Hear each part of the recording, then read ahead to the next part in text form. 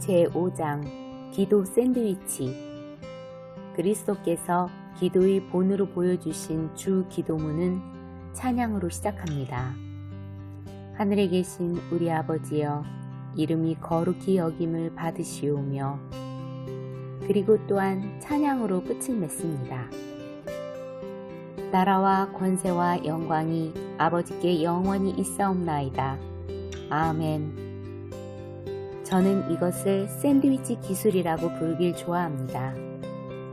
하나님께 감사하고 하나님을 찬양하며 하나님이 얼마나 크신 분인가를 선포하면서 기도를 시작하십시오. 그 사이에 간구를 집어넣고 다시 하나님을 찬양함으로 마무리를 합니다. 간구할 문제가 있어 하나님께 나아갈 때 그 간구를 건강한 찬양과 감사 사이에 집어넣으면 하나님께 간구할 것이 그리 많지 않다는 것을 알게 될 것입니다. 오 하나님, 의사말이 제가 곧 죽는답니다. 친척 한 분도 이 병으로 죽었는데 어쩌다 제가 지독한 병에 걸렸네요. 그런 기도는 두려움을 주고 당신을 낙심시킬 뿐입니다. 이렇게 기도하는 것은 어떨까요? 아버지, 주의 이름이 모든 이름 위에 뛰어나시니 감사합니다. 암에도 이름이 있습니다. 에이즈도 이름이 있습니다. 의사가 제 몸에 있다고 말한 병도 이름이 있습니다. 주님은 그 모든 것들보다 더 뛰어나십니다. 주님께서 이 모든 것들보다 더 크시고 더 강하시고 더 능력 있으시니 감사합니다. 그런 다음 하나님의 위대하심을 찬양하는 데에만 5분에서 10분 정도를 보내고 나서 간구드릴 준비가 된 시점에 이렇게 기도해 보십시오. 아버지, 이것은 아버지의 능력에 비하면 아무것도 아닙니다. 제가 간구할 필요조차 없는 것이지만 의사가 저보고 곧 죽을 거라고 하네요. 그러나 예수님께서 이미 저희 치유를 공급해 놓으셨기 때문에 저는 그 치유를 받습니다.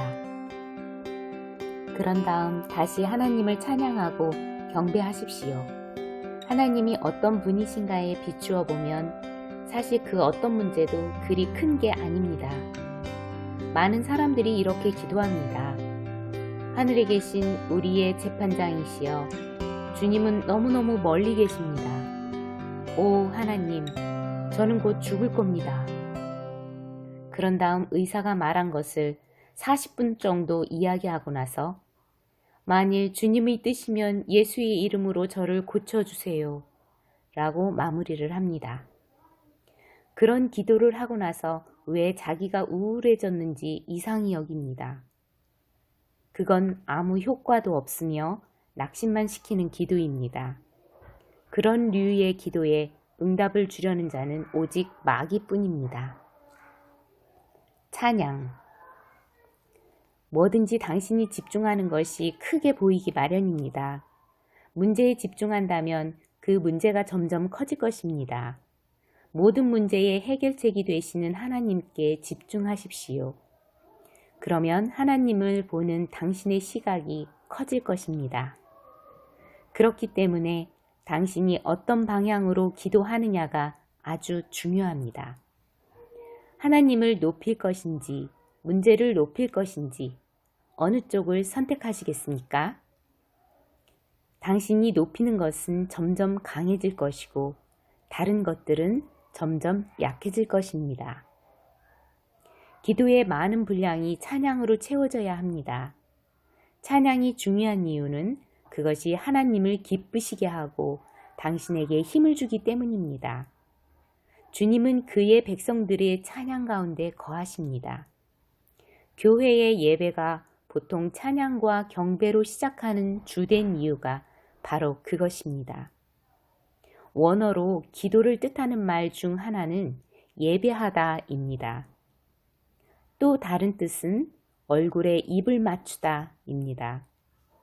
기도가 예배이고 예배가 기도입니다. 기도는 우리 아버지의 얼굴에 입을 맞추는 것입니다. 기도는 하나님을 사랑하고 하나님과 정답게 교제하는 것입니다. 형제 자매 여러분, 우리가 하고 있는 것의 대부분은 기도가 아닙니다. 그것은 불평하고 투덜거리는 것입니다. 우리 기도는 하나님께로부터 뭔가를 얻어냈을 때처럼 뭔가 했다는 기분을 위해 하는 일에 지나지 않습니다. 내가 1시간 기도했으니까 이제 하나님께서 나의 기도를 들으실 거야. 아닙니다. 당신의 기도 시간을 길게 늘리는 것은 아무런 유익이 없습니다. 그것은 그저 종교적 행위일 뿐입니다. 하나님께 나아갈 때 이전과 다른 새로운 자세로 나아간다면 당신의 삶에 굉장한 변화가 나타날 것입니다. 하나님께서는 당신에게 지워진 종교적인 속박들로부터 당신이 해방되기를 원하십니다. 그 속박들로 당신을 인도한 것은 하나님이 아닙니다. 다른 사람들이 당신에게 속박을 지웠습니다. 아니면 당신이 스스로 속박을 자처했을 수도 있겠지요. 어느 쪽이든 하나님이 그렇게 하신 것이 아니며 하나님은 당신이 자유하기를 원하십니다. 인격이신 하나님. 가족들과의 관계를 망치고 싶습니까? 효과적인 방법이 있습니다. 매일 저녁 7시에서 8시에 교제를 나누는 특별한 시간을 가지십시오. 그것을 어떤 것으로도 대신할 수 없도록 법으로 규정하십시오. 저녁마다 그 시간에는 교제를 나눕니다. 아이들은 전화통화를 하거나 놀고 있을지 모릅니다. 엄마는 이제 막 설거지를 끝내고 있을지 모릅니다. 아빠는 이메일을 체크하고 있을지 모릅니다. 그러나 시계가 7시를 알리면 모든 가족들은 거실로 모여 출석 체크를 받아야 합니다. 하나, 둘, 셋, 교제 시작. 이렇게 하면 가족들과의 관계는 완전히 망가질 것입니다. 가족이 함께 시간을 보내기 위해 일정 시간을 따로 떼어두는 것은 좋은 생각입니다. 하지만 매일 시간을 정해놓고 엄격하게 율법적으로 하다 보면 얼마 후에는 그 즐거움을 깨뜨리고 말 것입니다. 사람들은 변화와 자발성을 좋아합니다. 물론 건강한 관계를 유지하려면 일정한 시간을 함께 보내야 합니다만 그보다는 좀 더 섬세할 필요가 있습니다. 함께 시간을 보내는 것도 원해서 해야지 의무감 때문에 해서는 안 됩니다. 너는 이걸 해야 해 라고 명령하기 시작하면 그 순간 상대방의 마음속에서 뭔가가 솟아올라와서 나는 하고 싶지 않아 라고 하게 됩니다. 하나님은 인격이십니다. 하나님은 당신이 의무감에 그분 앞에 나오는 것을 즐거워하지 않으십니다. 주님께서 이렇게 말씀할 것입니다. 돌아가서 텔레비전이나 봐라. 1시간 동안 나에게 불평하며 짜증내는 것보다는 차라리 가서 텔레비전을 보는 편이 더 낫겠다. 여느 사람과 마찬가지로 하나님께서도 당신이 좋아서 하나님과 함께하길 원하십니다. 하나님과 흔들리지 않는 관계를 세워가는 데는 시간이 걸립니다. 어딜 가나 저희 사역을 통해 조금이라도 유익을 얻고 있는 분들을 만나곤 합니다. 그들은 주님께서 저를 통해 행하신 일에 감사를 표시합니다. 그래서인지 그 자리에서 10분 만에 저와 친한 친구가 되려고 합니다. 그들이 저를 위해 기도할 수 있도록 제가 제 속을 다 뒤집어 저희 필요가 뭔지 보여주길 원합니다. 그게 영적인 것 같아 보이지만 그저 저의 개인사를 들여다보려는 것입니다. 겨우 10분 만에 저와 친밀한 사이가 되어 저희 가장 친한 친구가 될 수는 없지 않습니까? 진정한 우정은 그렇게 이루어지지 않습니다. 우정은 명령하거나 강요해서 생기는 것이 아닙니다. 친밀한 관계는 그것이 하나님과의 관계든 사람과의 관계든 시간이 가면서 발전해 가야 합니다. 섬세하신 하나님. 하나님과의 관계를 너무 격렬하게 세워가려 하지도 마십시오. 어떤 사람들은 하나님의 뜻을 알기 위해 하늘에서 번개라도 치길 원합니다. 오늘 하늘에서 번개가 치길 원한다면 하나님의 사랑을 느끼기 위해 내일은 얼마나 더한 것이 필요하겠습니까? 만일 하나님께서 더 크고 더 좋은 것을 행하지 않으신다면 당신은 주님 어떻게 된 겁니까? 어제는 강력하게 역사하시더니 오늘은 아무런 느낌이 없는데요? 왜 저를 더 이상 사랑하지 않는 거죠? 하고 이상히 여길 것입니다. 당신을 늘 만족시키기 위해서 하나님께서는 날마다 뭔가 새로운 일을 행하셔야 할 것입니다. 그러나 그것은 최악의 상황입니다. 하나님과의 친밀한 관계에서 성숙해지는 것이 아니라 극적인 체험들에 중독될 것이기 때문입니다. 하나님은 그런 방법으로 행하지 않으십니다. 주님께서는 자신을 나타내실 때 섬세한 방법을 사용하시길 기뻐하십니다. 예수님께서 이 땅에 오실 때 훨씬 더 영광스러운 방법으로 나타나실 수도 있었을 것입니다. 그분은 해성을 타고 한밤중에 성전 꼭대기에 내려오실 수도 있었습니다. 세상의 빛이 되시는 분의 장엄한 강림을 볼 수 있도록 지진을 일으켜 예루살렘의 모든 사람들을 잠에서 깨울 수도 있었을 것입니다.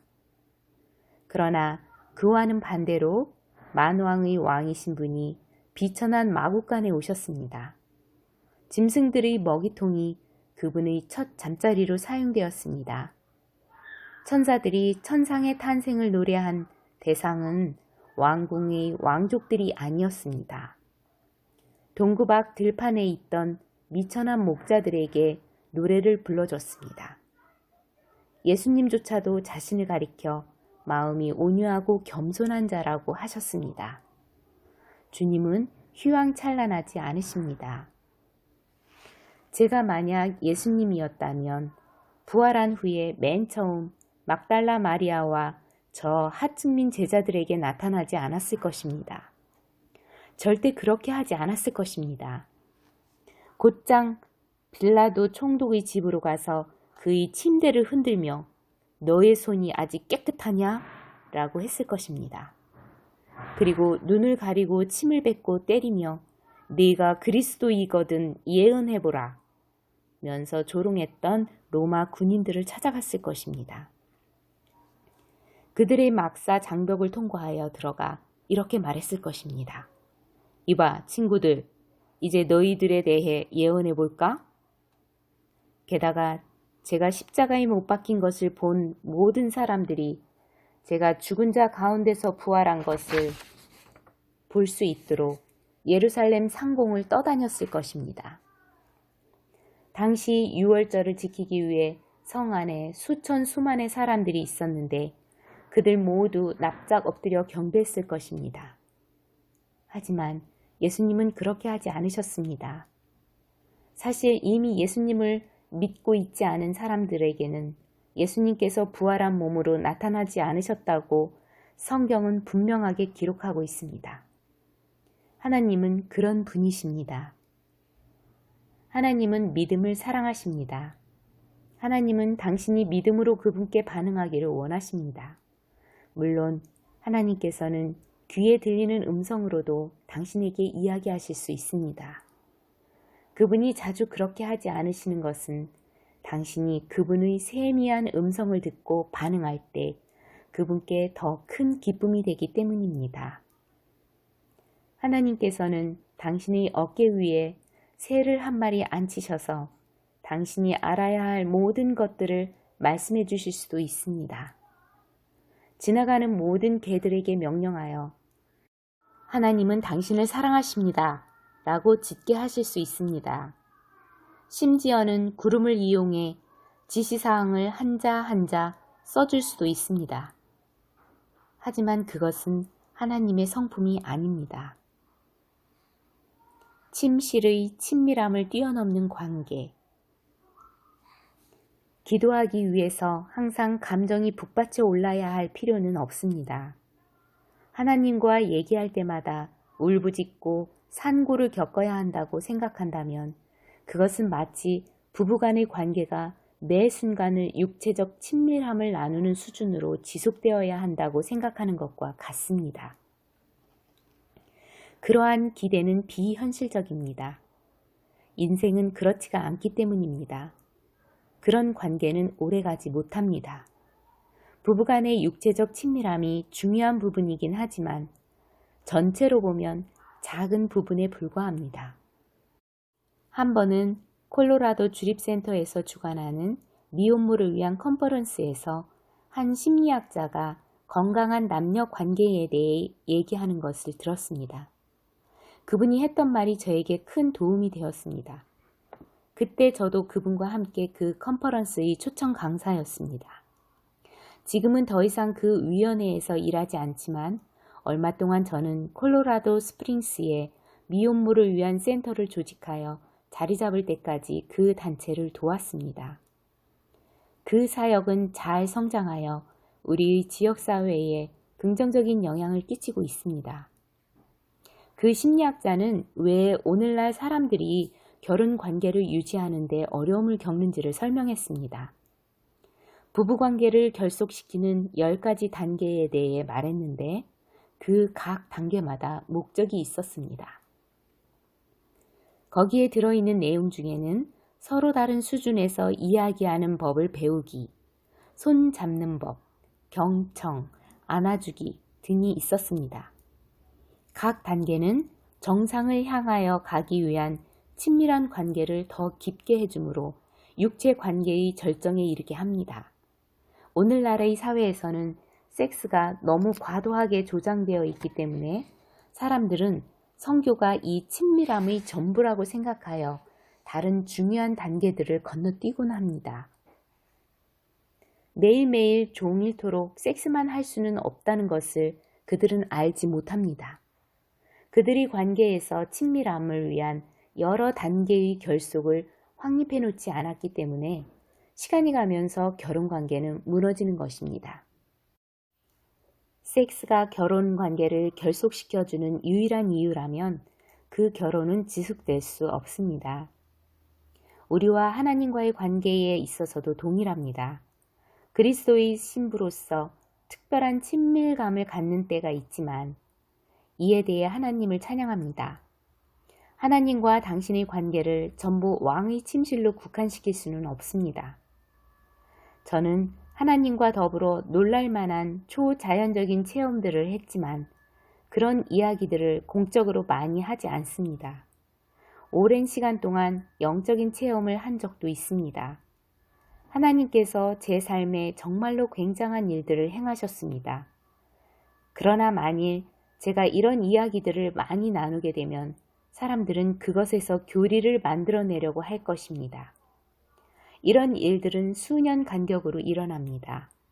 사실 제가 마지막으로 초자연적인 체험을 한 지는 10년도 넘은 듯합니다. 그렇다면 하나님과의 관계가 그토록 식어버렸다는 것은 부끄러운 일 아닙니까? 식어버렸다고요?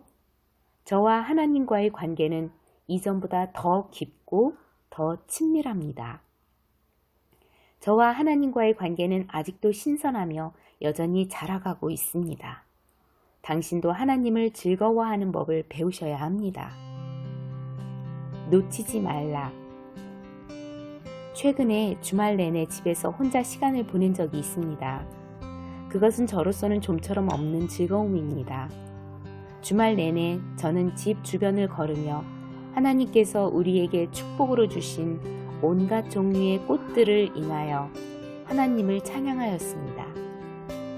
꽃들이 아름다워서 저는 하나님께 그렇게 말씀드렸습니다. 하나님께서는 그것을 기뻐하십니다. 저는 또한 좋은 날씨를 인하여 하나님께 감사하였습니다. 지금까지 경험한 것 중에서 가장 따뜻한 날씨였습니다. 그것이 그토록 저에게 축복이 되는 이유는 지난 여름에 산불이 나서 산 허리에 있는 우리 집에서 빠져나와야 했었기 때문입니다. 2주 반 동안 집을 비워야 했지만 주님께서는 저희 집에서 1마일 떨어진 곳에서 불이 멈추게 해주셨습니다. 불에 탄 곳은 산등성 너머였기 때문에 저희 조망은 전혀 영향받지 않았습니다. 하나님을 찬양합니다. 매일의 일상생활 가운데서 하나님과 교제하는 법을 배우셔야 합니다. 작은 것들에 대해 하나님께 감사하는 법을 아십니까? 하나님과의 친밀도를 높이기 위해 항상 뭔가 지진이 날 만한 일이나 기념비적인 일을 하려고 하십니까? 관계를 항상 그런 식으로만 유지해 갈 수는 없습니다. 아담과 하와는 동산이 서늘한 곳을 하나님과 함께 걸었습니다. 그들의 대화는 이렇게 진행되었다고 저는 확신합니다. 아버지, 오늘 보는 꽃은 전에 한 번도 본 적이 없는 꽃인데요. 아버지께서 놀라운 일을 행하셨군요. 그것이 기도입니다. 그것이 하나님과의 교제입니다. 하나님과의 관계를 너무 격정적인 것으로 이해해서 주님이 어떤 분이신가를 놓치지 마시길 바랍니다.